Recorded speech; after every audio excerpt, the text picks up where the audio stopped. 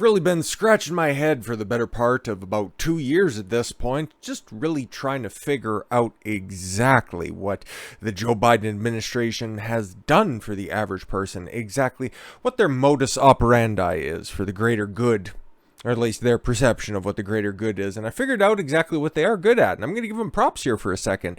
They're exceptionally good at punishing the law-abiding citizen in order to obfuscate from their own obvious fucking failures. Because you take a look here, you've got gas prices soaring for a 10th consecutive fucking day to almost a national average of $5 a gallon. It's right now sitting at a cozy $4.91, and hey, no, it looks like there's going to be no end in sight on this one. But hey, don't worry, we got that January 6th panel to just, hey, once again, just try to distract you here, I think Thursday or some shit like that. But once again, taking action on anything that is actionable and directly affects people right now.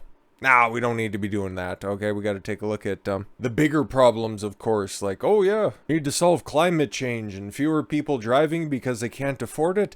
Well, that just means that the world is going to be a greener place. Yeah, okay, sure, whatever. Gas prices on Tuesday soared for a 10th consecutive record day for a high of $4.91 per gallon, fueled by Joe Biden's war on American energy.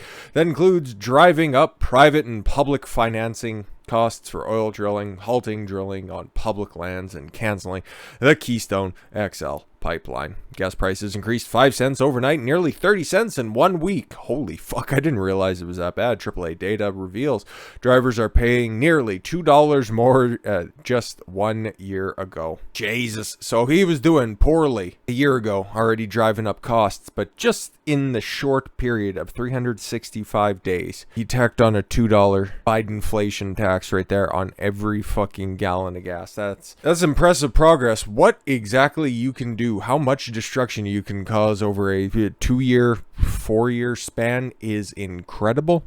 And we're not even halfway through this nonsense. But that's alright. No mean tweets, because hey, it's alright. You can rest your head and you can sleep easy at night knowing that the orange man can't hurt you, okay? Even if it comes at the cost of paying more than double per gallon as compared to Trump when he left office, okay? And that wasn't even at its lowest point, but whatever, okay.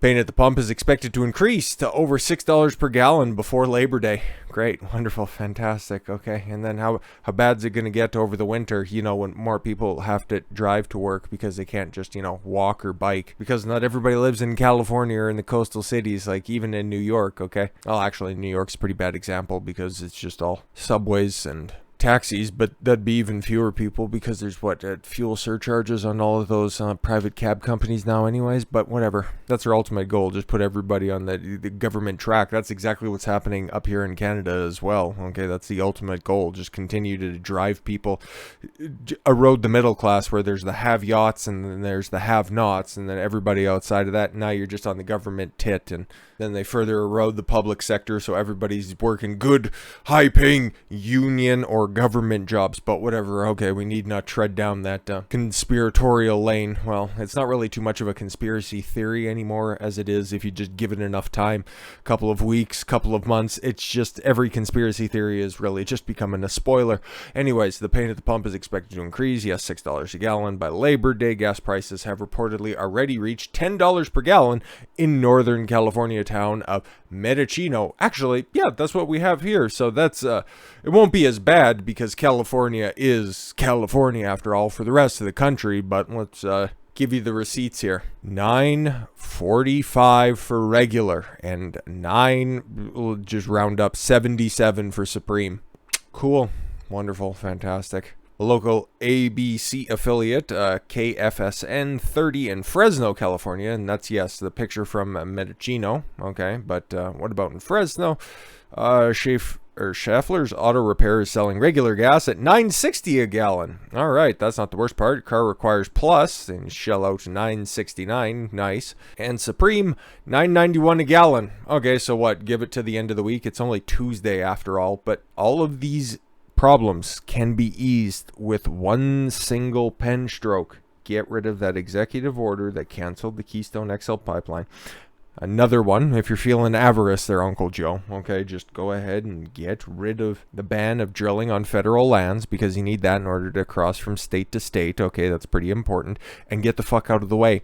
That would be nice. But again, you don't actually care about helping out the regular person. That hasn't been your modus operandi, as much as you like to tell people that you're all about helping the American person, really bringing them up, and I care what normal people think. Sure you do, Joe. You don't care.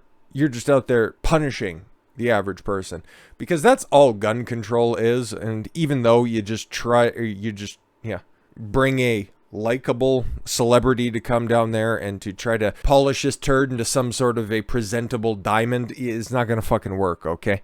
And remember when Matthew McConaughey, this was really early back in, I think at the beginning of this year, at the beginning of last year, where some people were floating out the idea that, oh, you know what, he could run as a nice Democratic moderate for the governorship of Texas. That'd be such a great idea. And now what's he doing? Just standing in front of the podium, okay? Unironic. He's in the White House. He's in the fucking press room, okay? And he's crying over some pictures, just saying, we need to do something about gun control. You know, the 9 most dangerous words in the English language when strung together, as Ronald Reagan made famous: I'm from the government and I'm here to help. Well, that's followed up by the 5 words that can be just thrown out willy-nilly by the uninformed public. We need to act now. All of these calls to do something in the face of high emotions is always the dumbest way to legislate. But that's exactly what we're trying to do here, okay? Keep those emotions high, because how long ago was Uvalde? What was that, a couple weeks ago at this point? No, there's bipartisan effort in both chambers of Congress, right? In both the House and the Senate. There's bipartisan action that's going to happen. We're going to curb gun control, just like we did with that ill-fated fucking bill from 1996 that this current president managed to push through and then eventually got overturned because it was fucking not working. Imagine that. How about address like the root problem when it comes to why these tragedies continue to happen, instead of, no, they wouldn't have done it if they couldn't have access to the gun, and they won't do it again because we'll make guns illegal. Ugh, God. But no, Matthew McConaughey went up there and cried, ew. And that's supposed to make people feel a certain way, I guess, maybe. I don't know. Made me feel uncomfortable.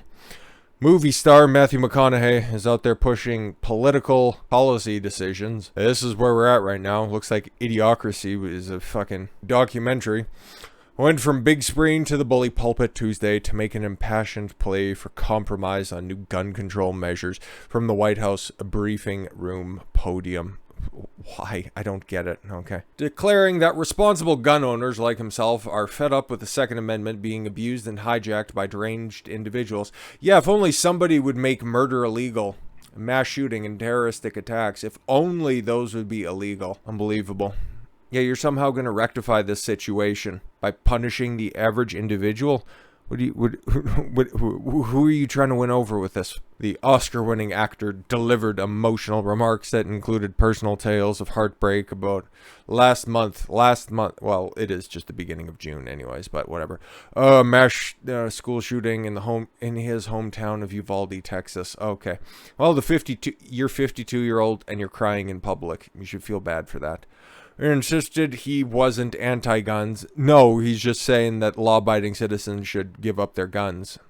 Okay. He said new gun laws are needed. Insisted he wasn't anti-gun. Said that new gun laws are needed. Like what? Like what, Matt? What do you think? We need to restore our American values. Oh no, you don't actually want that if you're trying to push new gun laws, because any gun law is unconstitutional, in my humble opinion. And we need responsible gun ownership. We do have that currently. It's not like we need any more of it, because, you know, there's how many millions of guns in the United States, and how many one-off incidents like this happens. Okay, no less a tragedy, honestly. But because one bad thing happened doesn't mean that the rest of the people need to be punished for it. It makes zero fucking sense, okay? It's like if somebody got their feelings hurt at a roast battle and then all of a sudden we need to have responsible free speech laws out there so nobody feels bad again. Literally the same argument. How fucking stupid is it? He was up there for a 20-minute speech. Did he actually cry like real tears, or did he just emote like a spaz like Amber Heard? Like, what are we talking here? No, he's actually won an Oscar and he currently gets gets roles in Hollywood, so he probably did actually shed a tear. After which, oh yeah, he left without taking questions. Oh good, he's a perfect candidate for the Democratic Party. Just, you know what, hey, just drum up a bunch of emotion and then don't take any questions afterwards. That makes total sense. We need background checks. They're already on the books. Glad you know that. We need to raise the minimum age to purchase an AR-15 rifle to 21. Why exactly is that, okay? And why specifically that one gun? I don't get it. Okay, because how many mass shootings are actually committed by rifles? A small percentage. Because how many shootings happen every single fucking weekend in Chicago, and how many of those are done with a rifle as compared to a simple handgun? And how many of those are illegal guns as well? Anyways, we need a waiting period for those rifles. I don't know why that would be any different, but okay. We need red flag laws. No, we don't. No, we don't, because that means that if anybody has a grudge against you, they can just place a phone call and your Second Amendment right is suspended. You don't even know what that means, okay? You just think you've heard that terminology used before and you think that it'll play well to the people in Washington, D.C., okay? And consequences for those who abuse them.